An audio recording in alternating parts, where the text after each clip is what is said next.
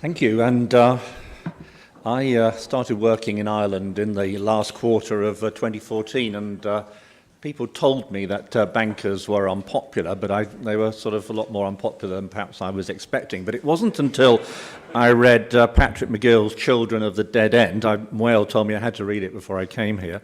It was only then that I really understand why bankers are so unpopular, because I read that during the quite frequent potato crop failures, Farley McEwen sold Indian meal for 1 shilling a stone to his hungry customers. But for those who couldn't pay immediately, he charged 6p a month in interest. Now that's a 600% annual interest, and his money lending was much more profitable than selling grain. So I understood why moneylenders weren't appreciated in these parts, but I would like you just to remember, excuse the advertisement, that AIB personal loans are now much cheaper than Farley McEwen's. Now this session covers 3 interrelated topics: Brexit, UK business relocations, and Ireland's infrastructure, and I'll deal with each in turn. As a British person working in Ireland, I would like to just talk a little bit about the political situation, how we got ourselves into the mess that we are, but my views would be that of a minority in the UK. So if you look at the UK government at the moment, it's a minority. It has internal splits on the terms of leaving the EU, coupled with an essentially pro-Remain legislature, and it is the House of Commons, the House of Lords, which must approve the legislation to leave. Now, this is an entirely unsatisfactory situation, and the outcome of this mess is unpredictable. The minority government doesn't have the bandwidth to create the replacement regulatory structures and policies by March 2019. And amongst this chaos, we could easily end up with a hard car crash Brexit. And it's also conceivable, although unlikely, that Britain could even remain. But for business planning purposes, you must assume that Britain crashes out without a deal. Remember, the British Prime Minister said no deal is better than a bad deal, which is odd, as surely no deal must be the worst deal. Now, whilst there are a few grown-ups in the British cabinet, like Philip Hammond, there are also those seemingly determined to continue adolescence beyond previous age boundaries. And for those, no deal would be a victory. And these are the people who dream of creating a new British-led free trade world order described as Empire 2.0. Britain wants to leave the EU, leave the single market, leave the customs union, leave the ECJ, control freedom of movement, cease financial contributions, and retain the benefits of membership. They want to buy something that isn't for sale and hasn't even been invented. This isn't going to work out well. I have a recurring nightmare of Marshall Fox railway carriage being dusted off for the signing of the British surrender in March 2019. I have this vision of Boris Johnson sitting where representatives of the French government sat in June 1940, enjoying his cake with his afternoon tea, looking like Billy Bunter with cream on the end of his nose. For the British, EU membership has coincided with national decline. The retreat from empire in the 40s, 50s and 60s was a decline of power, which then continued with membership of the European community.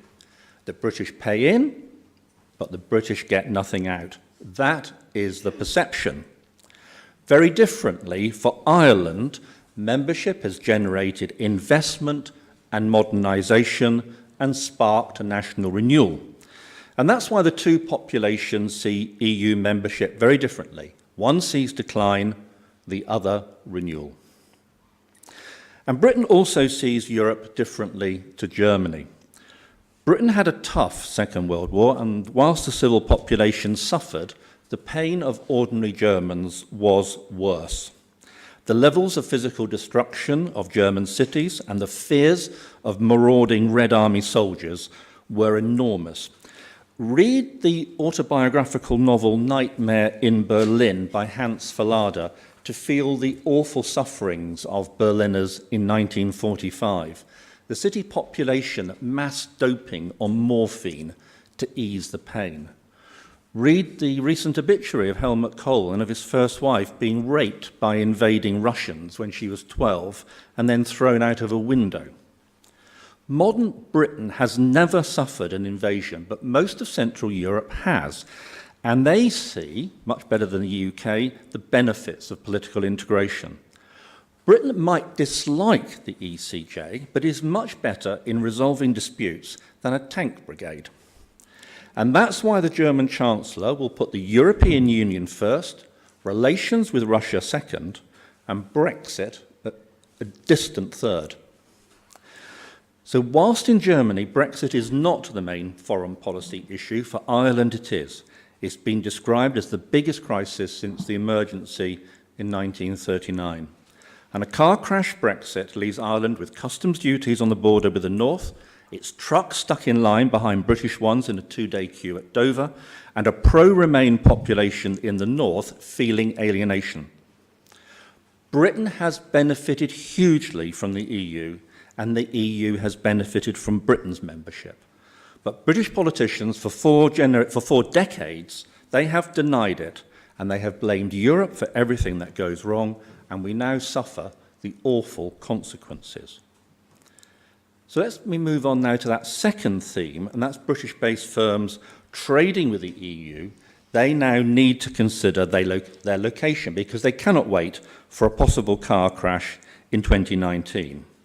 And there's nothing wrong with Ireland promoting itself aggressively to UK businesses looking to relocate.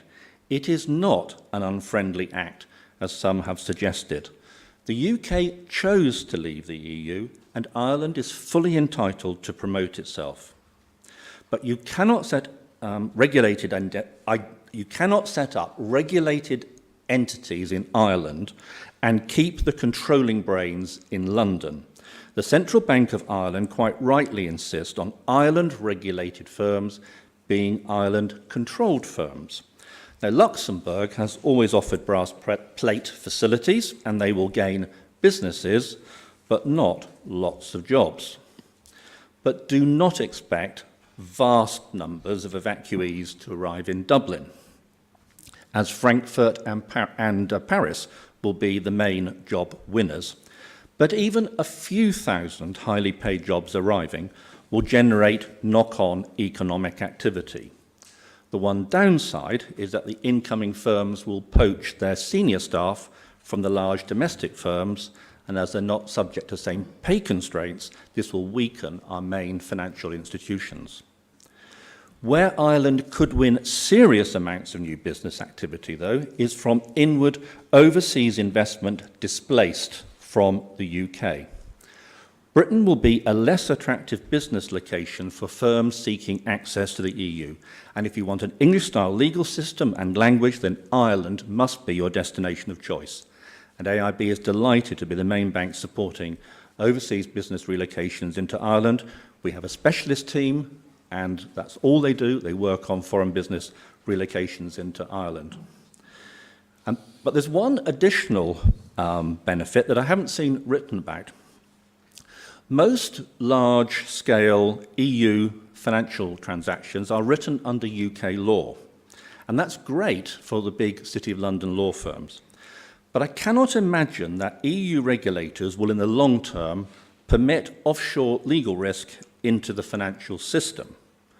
Why would the EU permit legal disputes to be resolved in a court in London? I just can't see from a regulatory perspective that risk will be tolerated. But given the proximity of Irish law to British law, then I sometimes wonder whether there's an opportunity for Ireland to step in and offer what the British court system currently offers, being effectively to the EU what Delaware offers to the USA. Now, the final leg of this session is infrastructure, and we've heard two opposing views so far. I think that any large city I've ever known people think the infrastructure is inadequate. It's just a natural order of things. New Yorkers think the subways are awful. They are. Londoners think the roads are awful. They are. In Berlin, they tried to build a new airport. It's turned into a disaster project, and it's trashed the city's reputation for efficiency. So complaints about infrastructure are the natural order of things. Dublin has poor public transport, a small airport, and inadequate housing stock. However, as we've seen, investment is going into the first two, the Cross-City Lewis line, the second runway. It is housing, though, that is still stalled, and new home completions fall well short of demand. I think that's something where AIB can make a serious contribution. We had a chairman's dinner in Bank Centre a month or two ago. We got the main residential constructors and commercial constructors for a dinner. We talked about some of the problems, and we're going to work on some proposals we hope to publish in the autumn, because it's something that the private sector can contribute to if we organise ourselves properly. Moving on to road transportation, we heard some of this this morning. Most road transportation to the European mainland via the UK is through Dublin, and consideration's been given to increasing the port facilities to accommodate customs delays. But obviously, the Dublin port is on a very restricted site, and any customs delays will overspill onto the city roads outside the report. And there's some quite scary analysis of some of the lengths of the potential lorry tailback. Now, there are opportunities to offer direct routes to French, Belgian or Dutch Channel ports from Cork, Waterford and Rosslare. And there was a comment this morning which is looking at it in the reverse problem, and that's how British retailers stock their Ireland stores. Because currently their transport cages are loaded into UK warehouses and just delivered to Irish stores as they are within the UK. So that's shelf ready for store replenishment. Now, how that system will work when there are customs checks for countries of origins and differential tariffs, that's an open question as to whether that is possible at all. And that may open up an opportunity for domestic Irish retailers. Obviously, the consumer detriment potentially initially, but that is a potential economic opportunity for Irish retailers. Ireland is well served by regional airports, and there's no shortage of runway capacity outside Dublin. However, the UK negotiators have identified the EU Open Skies arrangement as an area where they have negotiating leverage with the EU. And in a car crash Brexit, we can't rely on the UK being part of the Open Skies arrangement. And that is a real national economic threat. But Ireland's airlines are very well alert to that risk. Looking next at energy infrastructure, currently 55% of Ireland's natural gas is produced from the Corrib field. The rest comes from the UK. However, any dislocation to that would also affect Northern Ireland, so a bad outcome is unlikely. Similarly, on electricity, Ireland and Northern Ireland have operated a single electricity market since 2007, and that's generated big benefits, economies of scale, and is covered by bilateral agreements. Thus, rationally, Brexit should not be a risk to Ireland's energy infrastructure. However, there are irrational British siren calls to take back control from the EU, and that is a risk when there are shouts like that. So there has been consideration given to an electricity interconnector between Ireland and France, and that would seem to be a very sensible contingency plan. We also need to consider the built environment, and whilst, and we heard about this earlier as well, whilst foreign direct investment will be widely spread across the country, most relocations from the UK will be focused on Dublin, and incomers will find it very difficult to find homes. And the built environment shows the history of the Republic and is a potpourri compared to the more planned environments of, say, Paris and Berlin. Dublin is a low-rise city, and whilst this creates a charm and a human scale, it also means open spaces are small, and you can't pack a lot of people into a small city centre. Higher construction, sensitively located, would create the opportunity to provide more people in the space, and plazas providing perhaps more of an open feel at street level. Ireland has the opportunity to move into the Northern European mainstream and away from the perception of subsidiarity to the UK. Its new economic growth creates opportunities to carefully reconsider the role of planning in the built environment and to think through what a modern European capital city should be. But infrastructure is deeper than the obvious physical assets. There's also a human skill dimension, the social capital of the state. And I think Brexit poses the question of how Ireland linguistically communicates with the EU without Britain as a member. Whilst English will always be the language of big international business, regional languages are the language of purely national firms. And Ireland will need to build its trade with other nations than Britain. Now, it's been very successful since 1973 in building trade links and diversifying away from the UK, but this need increases after Brexit. And I would suggest that language skills become more important, and my sense is that Irish people, like the British, are largely indifferent to foreign languages. I used to work in Stockholm. I chaired a bank in Sweden for 5 or 6 years. And there, everyone seemed to be fluent in at least 3 main European languages. Our chief executive, fluent in 4, passable in 2. It puts us to shame. And that was very useful whenever we opened up in a new country. It was easy for us to run everything effectively from a Stockholm office.